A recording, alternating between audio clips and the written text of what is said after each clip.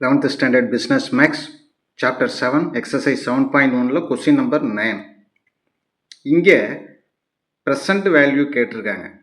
present value அப்படிங்கிறப்ப நமக்கு ஃபார்முலாவில் கொஞ்சம் சேஞ்ச் இருக்கும். ஃபார்முலா வந்து P is equal to A by I into 1 minus 1 plus I power minus n. இதோட நம்ம என்ன செய்யணும்னா, ஏன்னா இந்த இடத்துல வந்து நமக்கு வந்து annuity due அப்படிங்கிற ஒரு வேர்டு சேர்த்துருக்கிறதுனால நம்ம என்ன செய்யணும்னா இதோட ஒரு 1 plus ஐயை மல்டிப்ளை பண்ணணும்.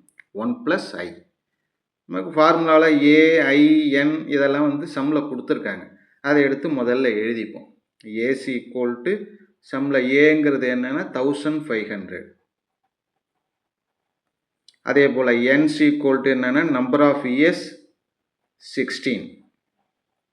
அப்புறம் IC equal to rate of interest 8%, அதாவது 8/100 அல்லது 0.08. இப்போ இந்த வேல்யூலாம் எடுத்து இந்த ஃபார்முலாவில் நம்ம சப்ஸ்டியூட் பண்ண போகிறோம். P is equal to ஏக்கு பதிலாக 1500 I 0.08. அப்புறம் 1 plus ஐன்னு இருக்குது. 1 plus 0.08 1 minus 1 plus 0.08 power minus n இருக்குது. என்னோட வேல்யூ 16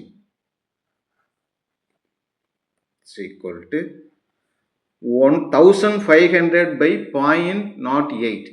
இதை டிவைட் பண்ணோம்னா நமக்கு கிடைக்கிற வேல்யூ 18,750. 1 plus 08 1.08. அதே போல் இங்கே 1 மைனஸ் இந்த ரெண்டுத்தையும் ஆட் பண்ணோம்னா 1.08 பவர் மைனஸ் 16.